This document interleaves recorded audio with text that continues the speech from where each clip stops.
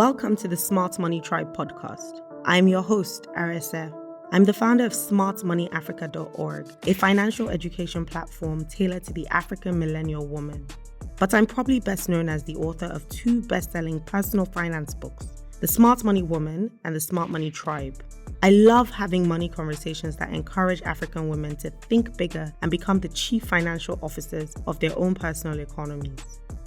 This podcast is a weekly show that will focus on powerful conversations, stories, and practical lessons that teach African millennial women how to make money, keep money, and grow money.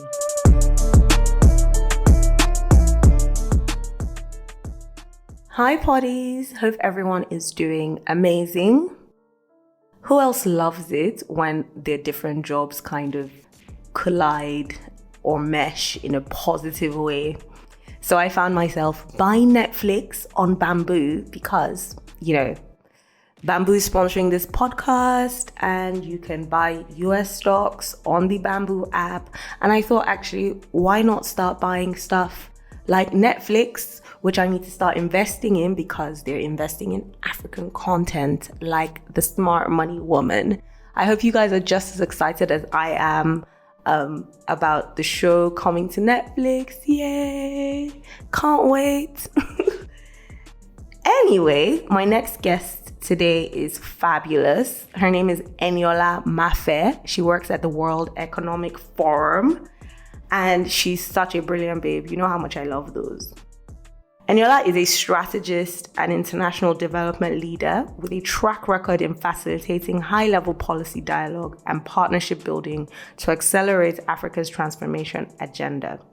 As a project lead for Internet for All, responsible for Africa and the Middle East at the World Economic Forum, Eniola engages governments, institutions, and the private sector in public-private partnership efforts in order to close the digital divide and increase internet access to millions of people. Prior to the World Economic Forum, she led a $90 million corporate social enterprise for Chevron in Nigeria. She also served as the technical advisor on social investments for the Nigerian government. In 2018, Eniola was named one of OK Africa's 100 women in Africa doing amazing things. This was in 2018. She holds an MA from Georgetown University and a BA from Spelman College. She's a Phi Beta Kappa. I really enjoyed this interview. She has so much insight. I love the way she's developed her career, and I feel like there's so much to learn about, becoming an entrepreneur. From Eniola's story, and we talk about how we did this mastermind that basically changed our lives. Enjoy!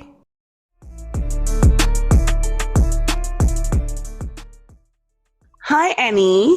Hi, Arese. How are you doing? I'm doing so amazing, and I'm so excited that you're going to be a guest on the podcast because I've been wanting to interview you for a really long time.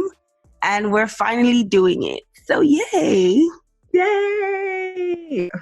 So guys, Eniola Mafe is like one of those beautiful, super intelligent African women that I have the privilege of knowing. We met first through, I think, Tosin Durotoye. The ever amazing Tosin, yes. Yes. And I've basically been trying to be her bestie since. So yeah. I'm such a beg friend. But thank you, Eniola, for agreeing to be on the podcast. Eniola is a very intelligent lady. She's an international development strategist at the World Economic Forum. She is their lead for the 2030 Vision, Technology and Sustainable Development. She's also been basically helping to co-shape the strategic direction of the forum's thought leadership on the fourth industrial revolution, global commons, and sustainable development. Eniola, please explain what this means to my audience. What do you do at the World Economic Forum with your big brain? I say, first off, I am we beg friend each other because I love everything you do and how you lift and uplift other women in the process. And like, I remember all my pep talks with you. So we'll talk about those, especially as we're pep talks where it's like, do you know who you are? Like Rafiki, like Lion King. You are my Rafiki in that sense. I love but you're way more gorgeous, way more gorgeous. But yeah, so yeah, all those wonderful big words that we like to use in this like international development world. But really what I do is I advance policy that would be beneficial to, ideally for me at least, people who look like me, women, Black women, people who live in and around the equator in developing and emerging countries, and making sure that those needs are at the global agenda, are being shaped in the, with funding in the millions and even close to billions. That there are countries that are thinking around how can we be more equitable with digital access. So basically how we use all of the, great robotics, AI, everything that can actually be harnessed for it to actually make a difference for people's lives. So not just AI and machine learning and all these wonderful things like blockchain and just because, but they have to have a value that can enhance the lives of like millions of people, if not billions. And so I feel like I'm kind of playing a little bit of a part there to do that work, to bring the right people together, to have both the conversations and the collective action around that. So that could be, coalitions, it could be actual projects on the ground in particular countries. And also, especially because of my love for Africa and my love for Nigeria, I've been able to really tie that into like my own personal passions as well. So I kind of feel pretty lucky that I have a job that amazing work. Exactly. So I feel good about that. Okay, Eniola. So one of the reasons that I started this podcast was to show African women like different ways that they can make money or build careers that are financially successful. And, sometimes we see like someone in this really big job or someone who's built this really big business, and then we wonder, oh my God, how did they get there? What decisions do they take, or what decisions do they make to get them to this point? How does someone get to have a fancy job at the World Economic Forum?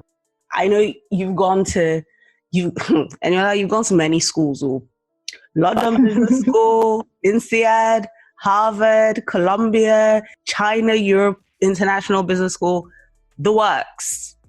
But how did you basically start this journey? What did you always want to be in development? Did you always want to do impact work? How did you start this? How did you build this career as an entrepreneur?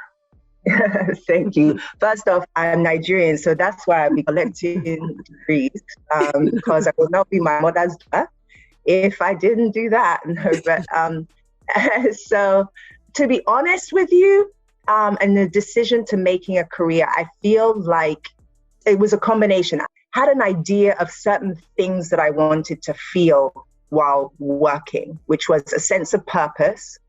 I wanted to make money because I didn't like to be poor. Let's be honest. And I wanted to feel like every day was a little bit different. So I can't really do routine, but I knew I didn't want to be an entrepreneur because I wasn't necessarily built that way.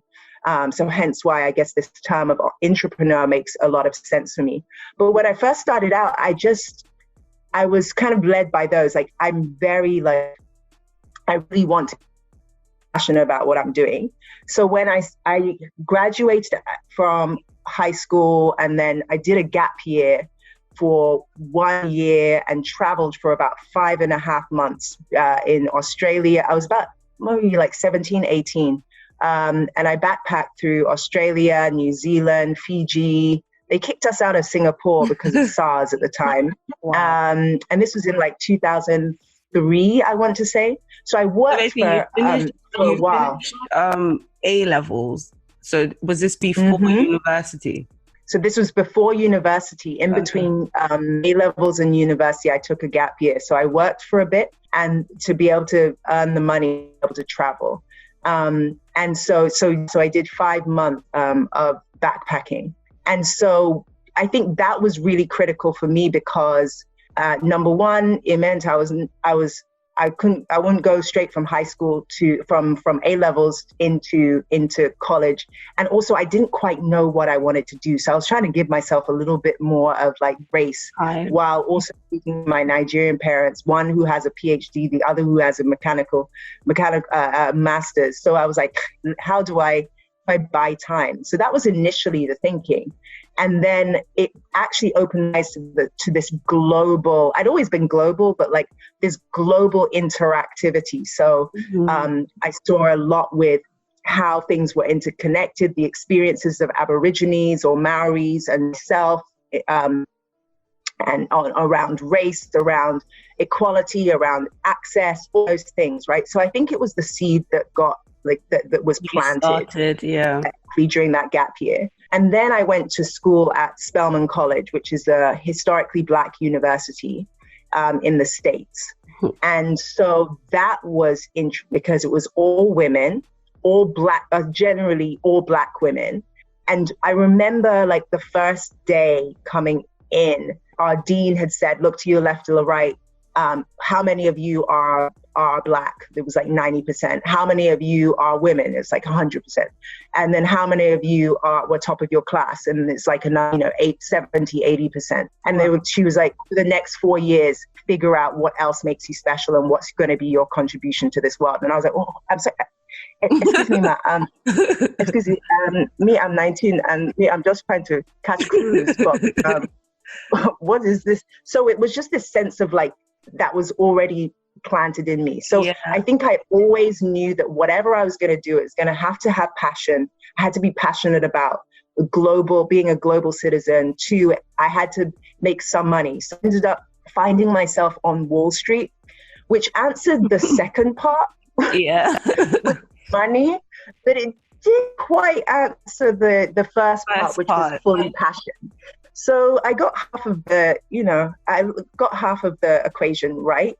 And I'm fast forwarding a little bit because I think I was just trying to link in why I made the decision for the career. And I think what happens is you sometimes diverge and you explore different parts of whatever your values are. And you come back. Stretch and then you come back and somehow it converges. And everyone should not be too worried about divergence, but just know that that you have to be deliberate about the convergence and you test your hypothesis in a sense. And I think that's what my career has ended up doing, which is I ended up finding the element I started out with are elements that put me in the right place at the right time, or sometimes even the right place at the not yet time where I was able to take on roles and leadership roles or shape what the agenda would look like because people hadn't quite figured out what it was. So I found myself with the experience I had from Wall Street was after the financial crisis, many private sector was like, okay, what's our role in society now? Oh, we've got to figure out this corporate social responsibility. And I remember I took a job, an internship actually during my graduate school at Georgetown in Washington, DC. And they'd been asking for someone who had private sector experience. And I was like, well, I've worked in private sector. And basically my job was to speak in private sector people about why they should invest in nonprofit.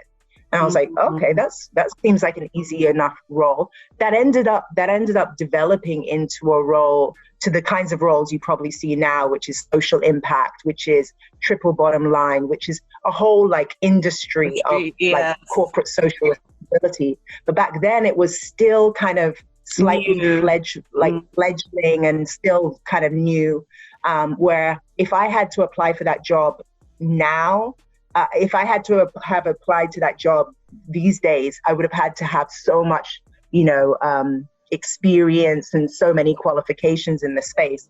But I think there is a thing about being an entrepreneur and ties into your question about decisioning, is get into emerging areas, because then you can be able to have the power to shape some of that agenda, and step into places where you're not quite sure if it could work, or step into a nascent thing, or look and have your, like, I kind of had my head on this, like, oh, something happening here, and I'd like to like figure out and be paid to figure it out. I love it. But were they, at that time, were those well-paying jobs, or was it the sort of thing where you were like, I'll do this because it fulfills my desire for impact, even if it doesn't pay as much as a Wall Street job? Apparently you and my mom have been having conversations, because this is actually the question. So I remember it, the way I remember this in answering your question is, hey God. So I came out of undergrad, working on Wall Street at Merrill, and I will say that I was earning, I don't know, at the time it was like $60,000 or something. I felt like a big boy. Hey gosh, no one could tell me no responsibilities, just you and your cash. Just me and the student loans hadn't kicked in at that, so you're just happy, right? And I remember after grad school, so mind you, I've gone to school at one of the like top schools, Georgetown. It's not even though I got a half scholarship, like I still had the other half to be paid. Yeah. Right. And so I come out, and mind you, I'm still paying my undergrad, like some of my loans for undergrad too. So I remember my mom calls me. She said, Eniola, so I think I sent her my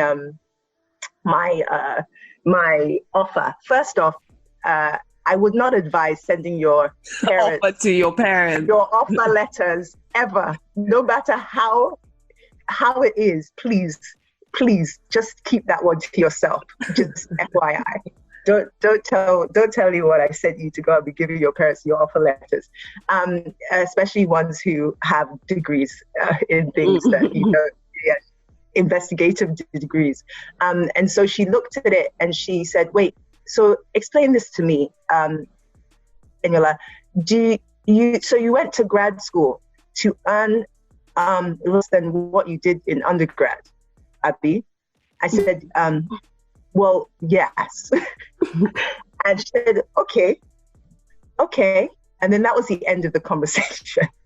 And I realized it was sometimes in trying to be aligned with your passion, you're going to have to take that short-term risk. And to be honest, I didn't even know how long it would be for me to be earning that much money, knowing that I had taken a step aside. But I see it now, and hindsight is great.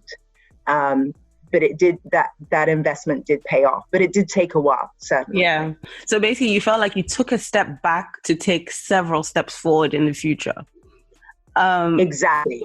Because I'm trying to imagine, right, going to all these fancy schools. First of all, going to boarding school in England, and then moving to America, going to all these fancy schools, getting the Wall Street job, and then having to have that conversation with your parents about, actually, I'd like to try this development stuff. And it's going to be paying slightly less, but this is what I'm passionate about. I can imagine your Nigerian parents being like, ha. So I don't know, how comfortable the dinner conversations following you starting that job would have been. They were initially they were not as comfortable. And I think one of the things though about my parents is they're a bit more progressive than the usual Nigerians, for sure. And so my mom is also a person who's like, she always kind of approaches things like, defend your thesis. So if we were as kids, my sister and I were able to defend our reasoning behind it and persuade her, then she would kind of give us a little bit of leeway. I did appreciate that as a parent, where, I remember even very, very young, I wanted a Barbie because everything I had to have educational purposes. And she made me go and figure out a proposal to her to get 2 Barbies for my birthday. And I had to give a full presentation. I found out Barbies have no educational whatsoever. And to be honest, I wasn't even that interested in them. But I think that idea of like defending your thesis was really great. It forces you to think.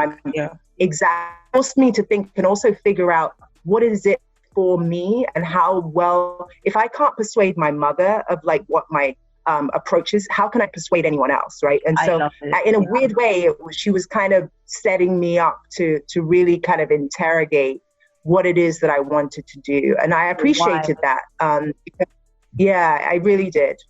So what have been your biggest challenges with building a career in this field? The fact that there is literally no roadmap. So I went from a Wall Street career, which is, to be honest, very clear. You go from analyst to associate to VP. You either make money or you don't make money, and then you get, certain promotions are based on how much money or new accounts and things like that, right? So it was very clear. In this world of international development, in like nonprofit CSR, everything is so fuzzy, and that was the biggest challenge. Was like literally building a career on my own.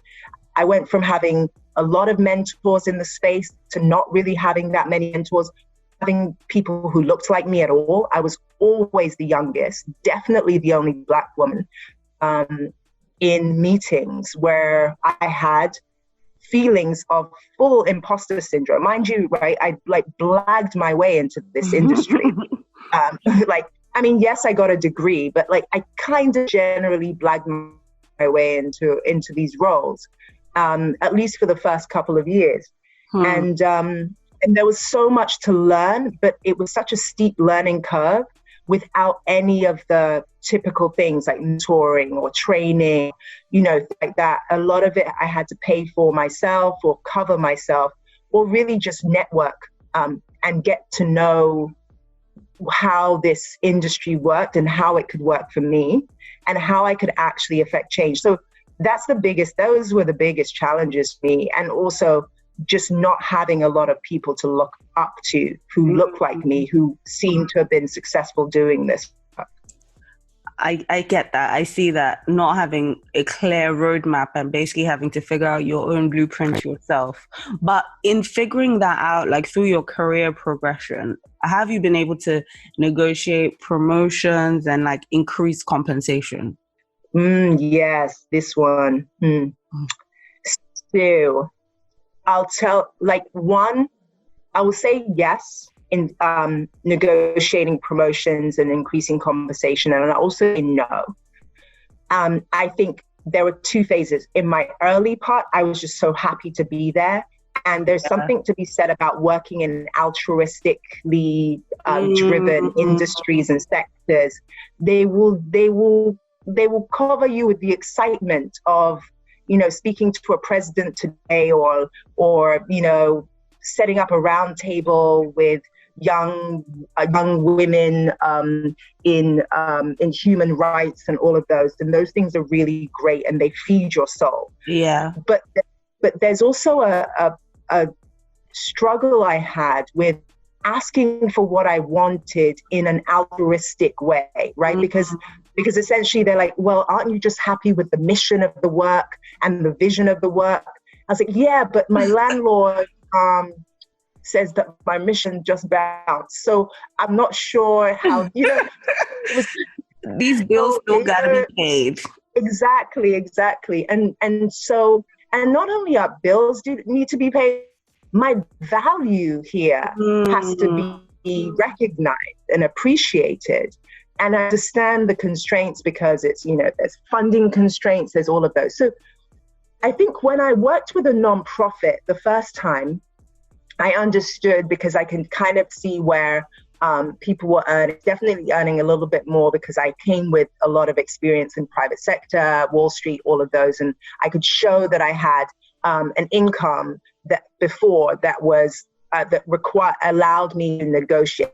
So I would say, number one, I negotiated from the start at the beginning, and I articulated very clearly how I could provide that value and what I was coming in with. That would definitely be the case. And then I also worked on increasing the compensation. I will say that I didn't really push for like the real value till a little later in my career, like a little later in the maturity of my career. And there was someone who, actually it was an ex, who, God bless him, and he was really instrumental actually in breaking down for me how to negotiate the best way and to look at market comparables, to look at all of these other things, and then to really make a very bold case and to go really high in terms of a number that I was physically scared of. Like scared of. I was like, are you serious? They'll fire me. He was like, no, they won't. They'll just no or not right now. I was like, okay. So I would say that conversation and those interactions with like people who have a problem negotiating, I will honestly say it doubled my income at a very crucial time when either sink or swim. Yeah. And it has now supported my income like trajectory in a way that I think I would have been out of thousands and thousands and thousands of dollars. And I love that this has so real much. effects on you mentally and also financially. I love this so much because, you know, first of all, my master's is in development economics from UCL. And I remember thinking I'd always been interested in development economics. It was something that, you know, that I loved, maybe because I came from Nigeria. And I always, you know, I was just so interested in development economics. But a lot of the people in my class were very much doing the course because they wanted to go and build wells in Africa, or they wanted to, you know, like do like, you know, the development work that requires you to be sweaty and, you know, on the ground and, you know, digging wells and building houses. And I just never saw that for myself. So it's always been a little bit tricky, even with what I do now, because it looks like, oh wow, she's, you know, promoting financial literacy for African women, and that's such an altruistic thing. And then but then there's a thing of, should she be charging? Should you, if you're supposed to be doing this positive thing, right? So why do you want money for it? But from the very beginning, I was very, very clear about the fact that this was something I was passionate about, financial literacy, but I wanted to do it for profit, because I'm a capitalist and I want, you know, development, but I feel like there are different ways, you know, to do that. So I can definitely see how it was tricky for you to say, well, we're doing all this important work and I want to be focused on the mission, but I don't want to seem like, I'm greedy for asking too much. And then there's all of this like imposter syndrome that also comes into play, where you're like, who do I think I am to be asking this much money in this space? You know, I don't want to look like I'm greedy. Do you think that this affects, or this sort of thinking happens to women more than it does to men? Yes, and yes.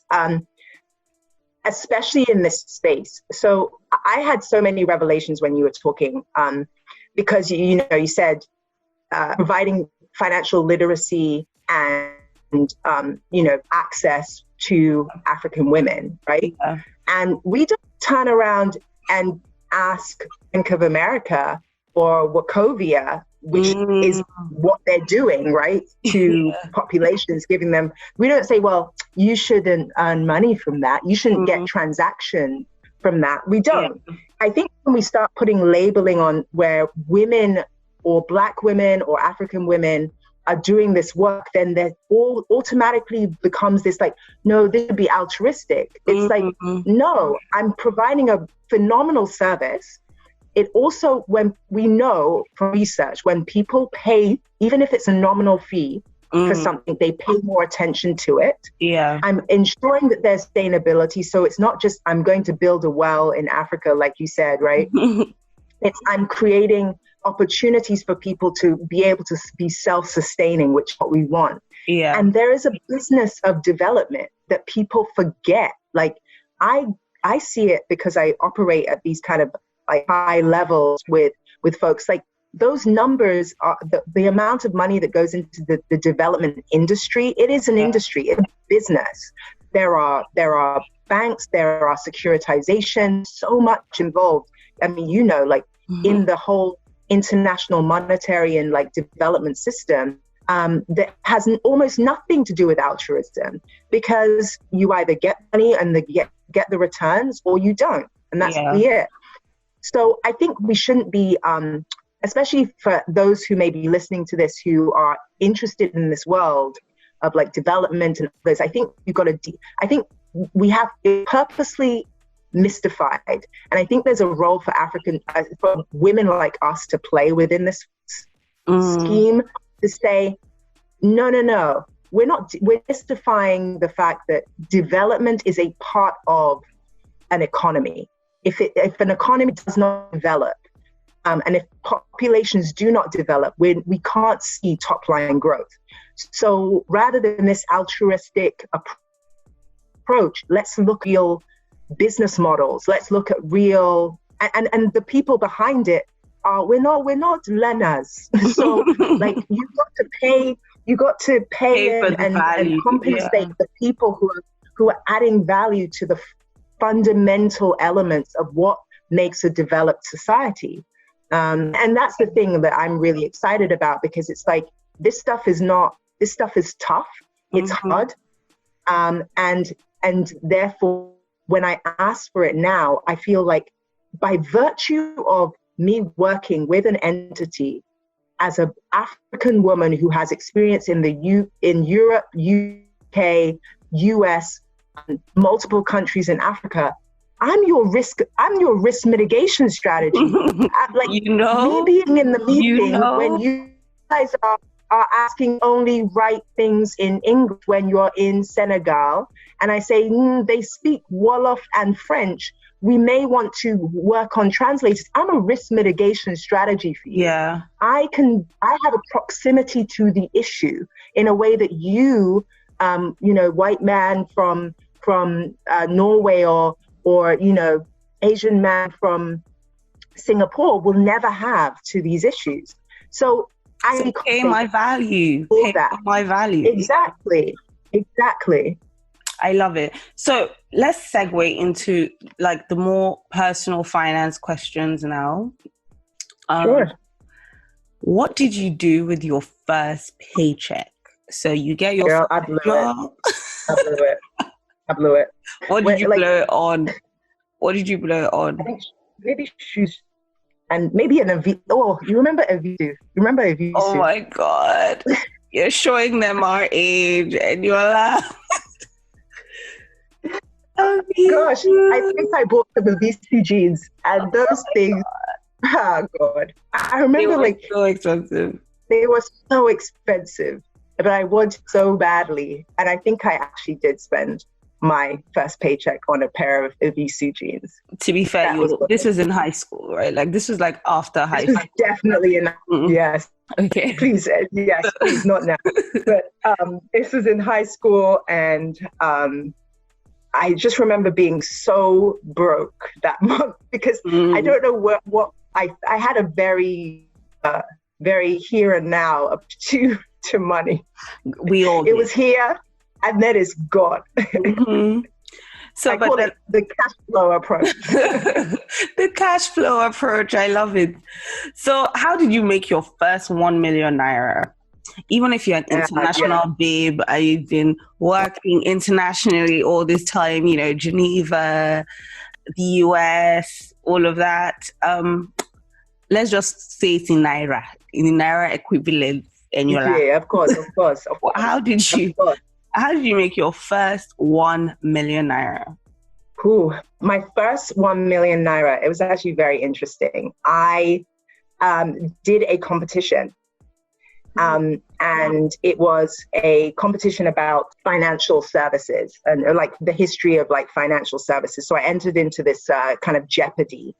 Okay. And it was to get a certain amount of money. It was a team, and I think we got about $5,000 or something like that. And so I was like, look, anything I had to be earning money, I was doing. I was like, this noggin of mine, this brain of mine that seems to work pretty well is has to make me somebody going through school. So I started making, applying for like scholarships, applying for like competitions, writing essays, things like that.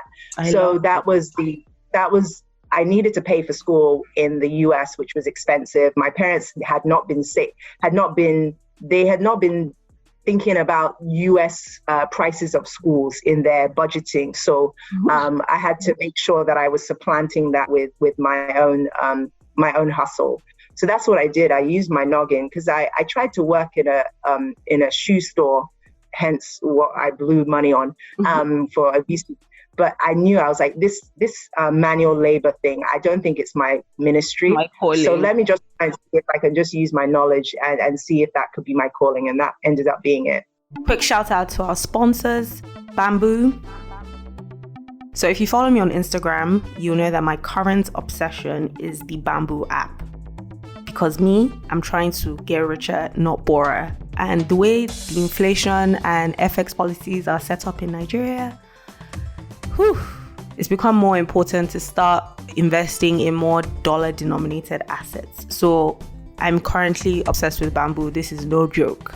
Bamboo is an investment platform that gives Africans direct, real-time access to invest in or trade in over 3,500 stocks and ETFs listed on the US stock market from their personal devices. Bamboo makes it fast and easy for members to buy stock in companies they like Amazon, Facebook, Google, Netflix, to name a few. So download the app, guys. This episode of the Smart Money Tribe podcast is powered by Bamboo. I love it. I it's amazing to be able to use your brain, to make money, or a skill that you've developed to make money. But so you were making all this money on Wall Street and everything. What was your investment strategy? Or what would you say your investment strategy is now? Like, how has that developed? How do you decide what you want to invest in and how? Yeah, good point. So I came from a history of my parents are they're kind of much more the typical Nigerian conservative investors. So they prefer to invest in like land or homes or things that they can see, right? Mm-hmm. So that was the tendency. So they would just be trying to buy homes or things like that. And so that's the history I had. There's some of them that, I had a grandparents and I was lucky enough to be privileged. There's stock bonds and things and that kind of ability to do that. But I will say that my financial literacy really, really happened during my internships for Wall Street and my job, because I was exposed to a whole breadth of investments, EFTs and everything. So I started investing small. One of the significant investments was my ESOP program, so the employee purchase agreements that you would have with Merrill Lynch at the time. So you would invest in stocks in Merrill, and then they would also match that as well. So you invested over a period of time. So weirdly enough, because I interned for 4 years, they were invested after 3 years, and your internships count towards your vested. So by the time I actually started full time, I was actually fully vested, which was a smart move, at least. So those were those investments. Ended up being very traditional stocks, bonds. I think I was one of the early adopters of Robinhood, which was the trading platform. It was really, really small at that point, and then e-trader. So I was actually exposed to those I think I was just really lucky because of the industry I was in. But now I would say that my investment strategy has changed into more aligned with my passions. So one, I'm investing more in myself and into my own experiences. And my own knowledge, intelligence, as you said, like I was using my brain. And so I have to make sure that I'm constantly investing in that thing that should be making me money. Yeah, helping to make money, right? And then the second one is also around art and in a way that my parents were like investing in things that they could see. I don't think I think the environment has changed significantly around home purchasing and as the only means of intergenerational wealth. Yeah. So I'm thinking about the kind of nine-year legacy piece. So one of them is investing in art, emerging artists who, you kind of build up, and I call myself an angel collector of art. I think Tosin Duratoye, who you mentioned earlier, also really helped me kind of figure that out as well, because she's a big art collector and her family is as well. And so there was a lot of those investments. And I think the third one that I did in was actually I think it's more of the legacy building, which was a trust, life insurance. Oh my God, including repatriation of your remains. It's hard to think about the end of your life as you're trying to start your life. But I had parents who really were mindful of that. I'll give you an example, is that my mom has a 8-page full, I think it's 11 pages of instructions for her funeral, including what she should be wearing. And that is such an odd Nigerian thing to do, but so progressive. An odd Nigerian thing to do. And she sent it to us on a random Tuesday. Like, just, hey guys, nothing to worry about, just sending you this so that you have a copy. The other copies with my lawyer. I was like, wow. Wait, what? Wow. So a living trust, that is one thing. So that is also another thing that I am in the process of investing in, is that you focus on living trust. So you can actually have, instead of going through like the will and the probate, you have a full trust that you include the executors of that trust. So it just makes for a better, succinct kind of portfolio for your end of life, or whether you could just be incapacitated for whatever reason, right? And it just allows for you to be able to all of your assets are within a particular trust, and so that's actually what I'm working on here. My parents have that, and I saw the benefits of it, especially when during COVID, where you're really mindful of like how fleeting life is, and how much you just don't want to burden anyone beyond what you would ever want them to be in situations. And also just, COVID opened up my eyes when it came to investing in my health, and in like, if there's anything that ever happens to me, that my legacy, and therefore like my family or whoever will come after me will be fine. Will be fine, or at the very least won't be lumbered with any kind of liabilities. That's the biggest one as well. I love it. I like that your investment strategy seems to be tailored around your value system and, what is important to you and the things that we worry about when it comes to money. I really like that approach. So it's not, everyone's buying X, so I'm going to go and start buying it. It's more around, your lifestyle goals, your values, the things that you're passionate about and interested in. It's very interesting. So what would you say that has been your most profitable investment? This is so interesting, because like when I think about this, automatically I think myself. But that sounds a bit arrogant, but it's actually the truth. I have been my most profitable investment. I have been the best thing that ever happened to me. I say I use my brain as my as the value that I put into any room, me being who I am and having all of the experiences I have that were invested into me, where I feel like you could drop me anywhere in the world and I could connect with anyone. My friends, like you guys are like, you can pick up a conversation with anyone about anything. And I think the life experiences I've had, everything can put me in a position where I have receipts for what I can achieve, what I can do. Doesn't mean I don't get insecure, like for sure. Imposter syndrome is real. But I was about to say, Eniola, the next time you second guess yourself, I'm going to tell you, girl, you have receipts. I'm going to use this line against you the next time you're doing something and you second guess yourself. That is what I'm going to tell you. You have receipts. I'm gonna have to tattoo that on my arm. So if you guys see me with a new tattoo, just know that's what it is. That's what it means in Arabic or something. You have receipts.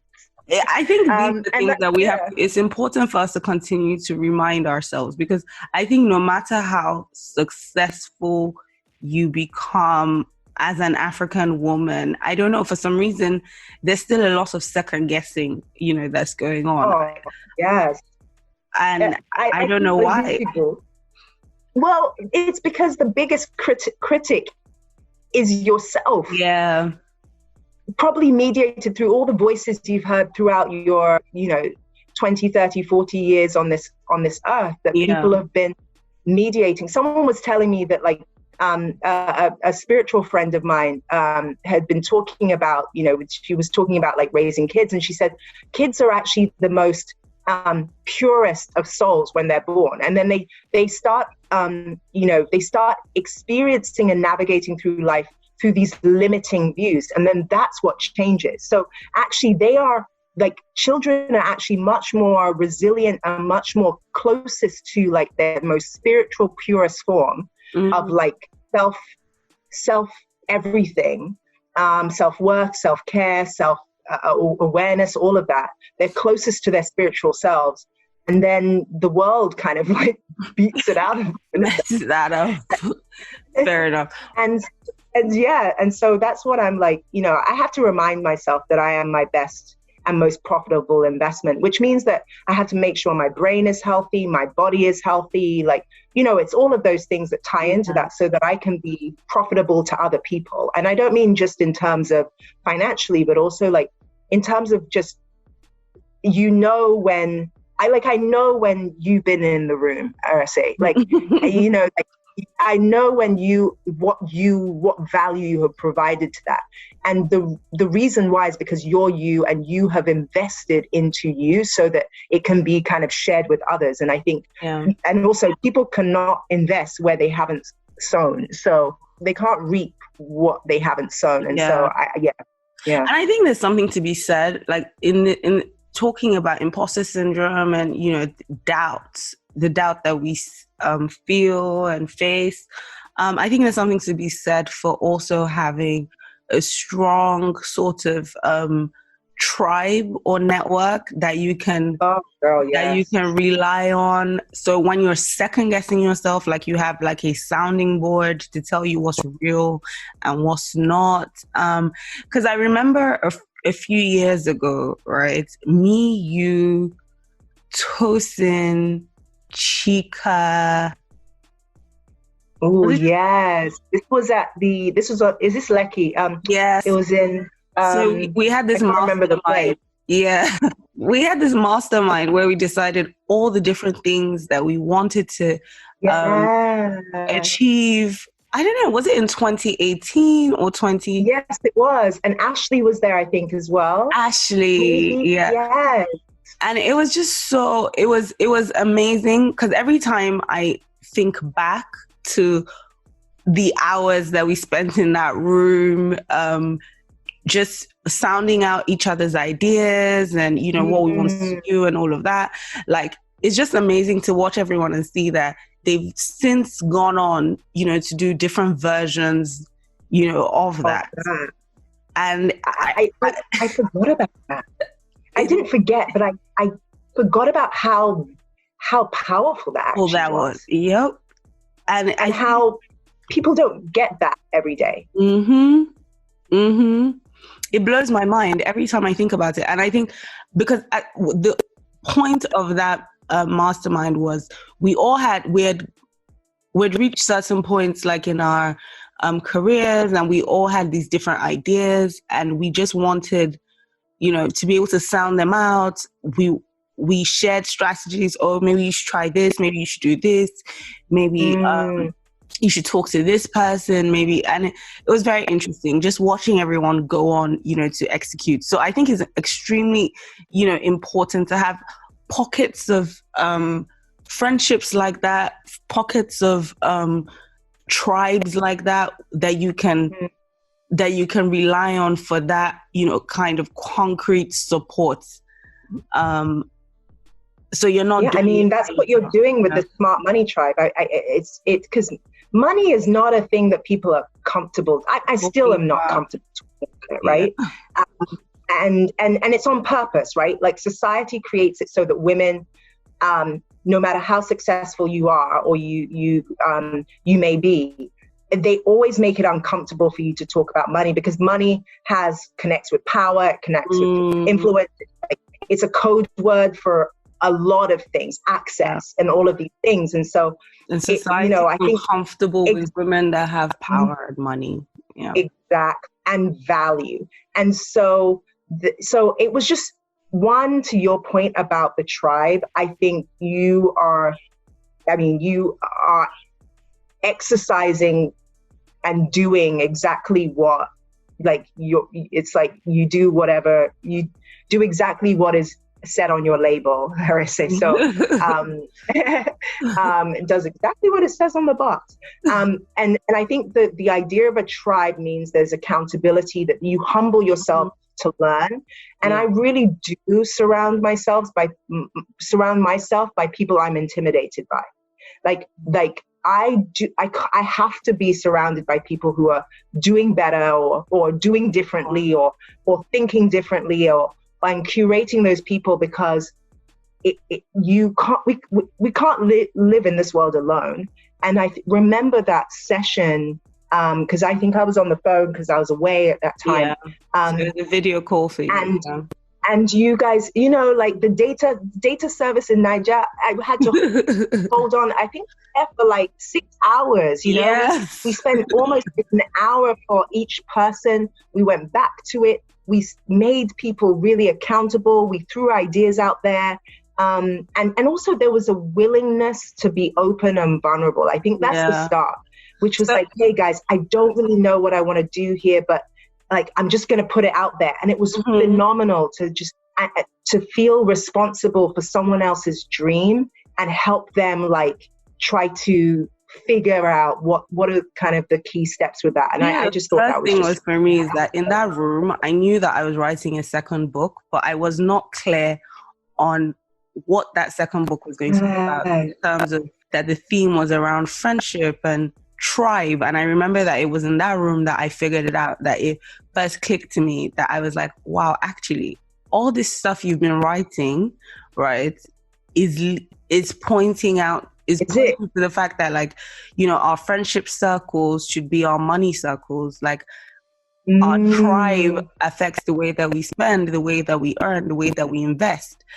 It was in that room I figured that out. And then I remember saying, guys, so I'm turning the book into a TV series. Yes, oh my God, it was a TV series. And I remember at that point, it still seemed a little crazy. Like, it wasn't like a fully formed, idea yet. And I also remember the W collective that you and Chika wanted to do in Cape Town. Yeah, and we did, gosh, yes. Yeah. And it connects in so many different ways. And this is the powerful thing, the convergence of people's dreams and plans. That was, yes. And that was, I remember, I'm just thinking through that time in Cape Town, because it was September, I think 2019. And I'd flown in to Cape Town the night before the event because I was speaking on a panel. And I remember the morning of was when we started getting messages that women, like different people were leaving. So different people who were going to speak at the event were leaving because of that. There was a xenophobic attack. Yeah. Yes, it was that year. Yeah. Mm-hmm. And I towards remember Nigerians and yes, leaving and all of that. And I kept thinking, can I leave? And I was like, nope, I am staying put, because I remember when this idea was birthed, and I can't even imagine like Chika and Eniola planning this thing from Geneva, Nigeria, in Cape Town.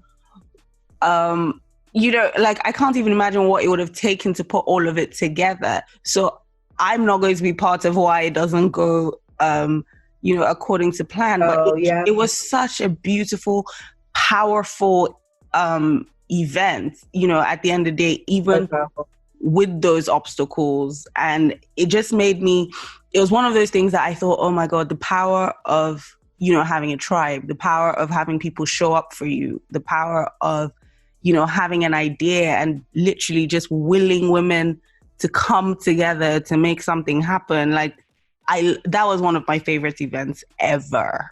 Like you were a superstar. I mean, you are a superstar, but you have really stayed the course with your friends, but also just with your message. And so it just made it so easy for people to connect, especially, I mean, there were like riots happening outside. Yeah. I mean, this was the position of like, I think about 100, 150, even more than that, women, young women, millennials, and like, Gen Zers listening to like amazing women like you. I was so inspired. And like, just connecting, man. And I kept sitting in that room thinking, how am I even in this room? How am I in this room? Oh, girl, bye.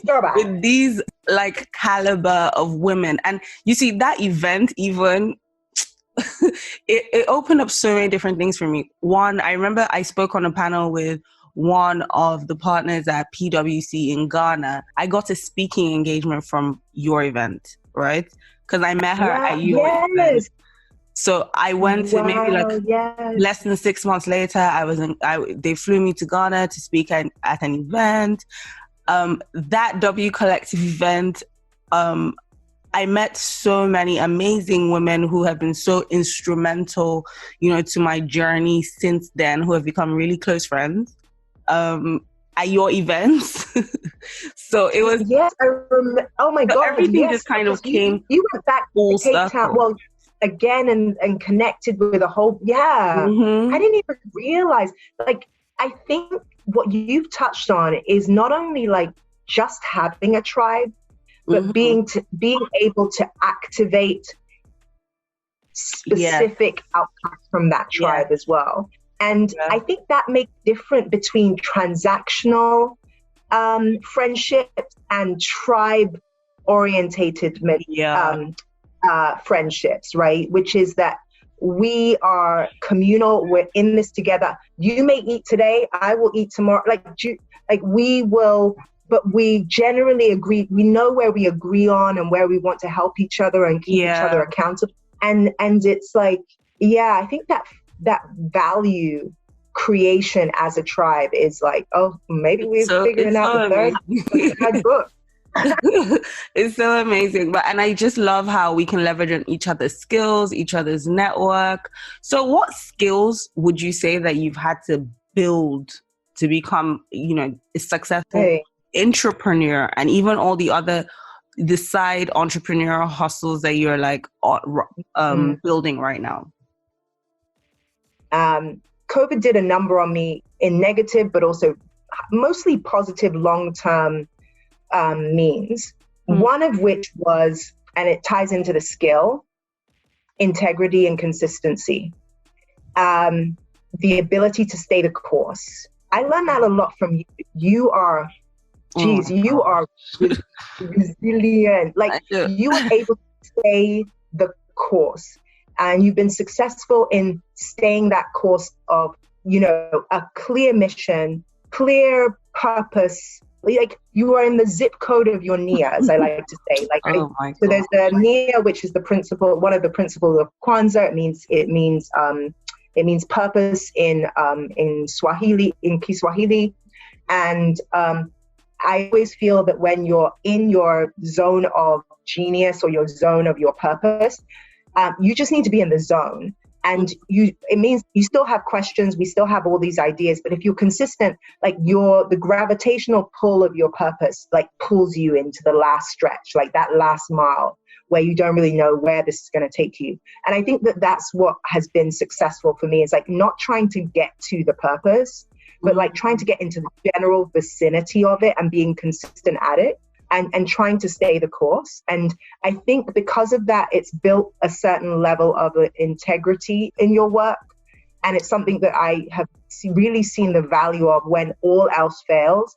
COVID, insecurity, all sorts of stuff is like, well, if Arese is there, if Eniola's there, if Tosin's there, then I know that this is valuable for me to do. Like it was, your name is very important. And I think that a skill is making sure that your name stands for something, and it stands for something that is in line with your values. I think I'm very big on that. Like, I always think, what is my legacy going to be? Like, so if I die tomorrow, what are the things I've done that will live even when I'm not here anymore? But exactly.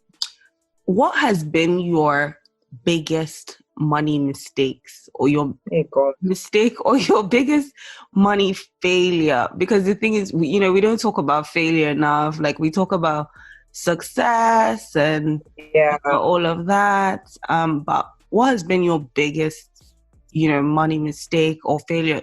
Something that you had to learn from. I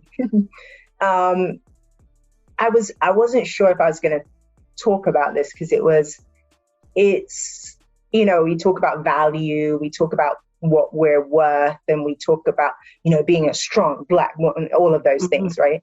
I think my biggest money failure happened in my 20s. I think for many women, this conversation about money and income inadvertently gets tied in, if you date men, inadvertently gets tied into relationships. And when and where do you quote unquote settle down, and how does money work in the relationship? And what roles do you play? What does money play as a role of both your independence and then your codependence with that person? And I think for me, the biggest money mistake I made was being in a long-term relationship with someone where I started relying on that person for our financial security. And I don't actually know when that happened, because I had never planned to do that. I never aspired it, but I did as a function of love, or what I thought was a function of love, which was like, oh, he's taking care of it. And he just was taking care of things. And I started not taking care of my own financial means. And we were basically as close to financially, financially interwoven that any possible married person could be. And that is my biggest failure, because your 20s is your time to be selfish. I think. And it's your time to really make mistakes, but like really quick and fast, like quick and dirty mistakes. And it's also a time for you to grow and to accumulate things, whether it's wisdom, discernment, money, all of those things, because your carbon footprint is very low, to be honest. When you start getting into your 30s, that's when you start looking at more expensive health insurance policies, because you maybe wanted to get pregnant or any of those things, right? And so for me, it was relying on someone else for my financial stability, financial wherewithal. I took my foot off the gas and I did not pay attention to my own financial health. And when we broke up, it was devastating. And it was even more devastating because of the financial burden it had on me. So you're dealing with the end of a relationship. It became difficult to disentangle yourself from your financial entanglements. Absolutely. I mean, years later, like dealing with like, you know, this one payment that wasn't paid, that was, you know, lots of things like that. So it really affected both my credit, affected a lot of things. And so I think that I was very basic. I was a basic bee at that time. God. You make a mistake that many women make when it comes to love. So we're exactly. all, like, there's no judgment here. I don't think anyone would judge you, because we've all been there in one shape or form, making a mistake with money that has to do with love. That has to do with love, yes, and but doesn't mean that you can't have a successful love money situation. But I think being really mindful of, there is an approach I took as an individual to money, and then there's also one that you negotiate with a partner about your approach as a couple with money. And those are two sometimes mutually exclusive but interrelated issues, and you need to make sure you're clear of what both of those are. I love it. So what was your first childhood memory of money? Yes, I do remember this. My first childhood memory of money wasn't allowed as a kid to get chewing gum, right? And because, you know, it was bad for your teeth, blah, blah, blah, blah. My parents were a bit strict early on. So I remember being in like Tesco's, and I must have been like 5, and I just took the chewing gum. Like, I stole the chewing gum because I wanted this thing so badly. Hey, please don't get me off. I was 5, please. I was 5. And I remember my mom sending me to bed, and because that was the only time that I would be left alone, I ended up chewing it after like I was sent to bed, and chewing it, but I fell asleep. And it was juicy fruit, and I put the whole thing in my mouth. And all 7 of them or 5 of them, whatever, chewed them, fell asleep. The chewing gum ended up like in my hair and like across the bed. So when I woke up, my mom saw it all, right? And she was like, "Where did you get chewing gum?" I was like, "I got it from Tesco." She said, "There's no way you could got it from Tesco. You don't have any money." And I remember she went back with me to, I had to cut out my hair, but like she went back with me to Tesco's and went to Tesco's to buy me chewing gum. Yeah. And said, "You never get anything free. Like this, you have to pay it." And I think there was something that I learned about, no matter how much you may want something, do it the right way. Have a relationship with earning that and going and purchasing it. I know it was very early on, but that was my earliest memory of money, that it is a function of getting what you want. And there are no shortcuts that you should be filled with integrity to do it. And to also ask for what you want, because apparently I could have asked, and apparently I would have gotten it, you know. So when it comes to, now that you're an adult, when it comes to spending, what are your guilty pleasures outside of chewing gum? Guilty pleasures. Hey, so it used to be somehow clothes. I feel like it's more about the reason why I'm going to block you on Instagram in the next couple of months. Yeah, now it's experiences. I do like a good travel, a good japa. I do like a good old japa. And now so travel, even though it's COVID, and then mochi is a guilty pleasure of buying mochi, and then also art. But I feel like, what is mochi? This Japanese rice and ice cream that I literally cannot live without. Try this. Girl, try MOCHEI.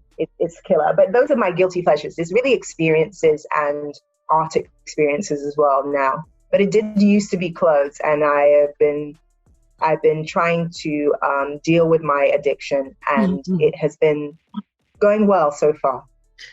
So if you won the lottery and you won $1 million, what would you splurge on and what would you invest in? Ooh, there is a piece that I would invest. There's a piece of art that I love till this day, since I was like 15 years old, that I would definitely invest in. It's called Isabella's Two Chairs. It's this beautiful. So I would definitely spend like, I don't know how much that piece is. Probably I don't know, like $50,000 to $100,000 now.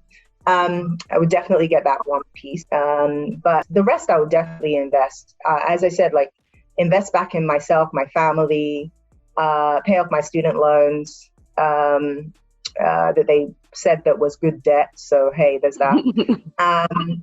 Yeah, I think I would just do everything that would be, I think I'd just stay the same.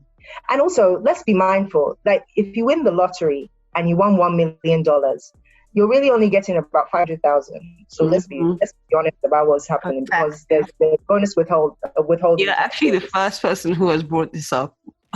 so I love it. Me, I'm an Ijebu woman. I'm Ijebu woman. So, you know. It's like, let's just slow our roll there. Know what $1 million really is. Hey, let's find out how much it really is. So yeah, and then I'd also speak to a tax an accountant and a tax accountant and be like, how where can I put this? Where can I be shoveling this money to make this one stretch? But that would be it. Okay, so final question, and I've loved this conversation so much, but final question. I know that obviously you're an entrepreneur, you work for the World Economic Forum, and you do all this amazing stuff, with development. But what are the other things that you're doing on the side? Because I know that you're the co-founder of the New Nigerian and you're working on some other projects. So do you want to talk to us about that?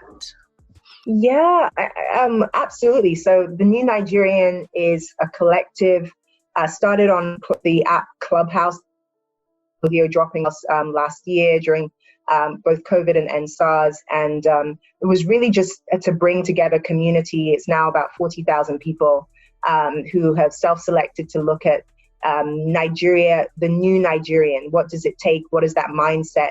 Talking about issues that have been often taboo, everything from understanding yourself and self-actualization to polyamory to divorce to everything that is on topic.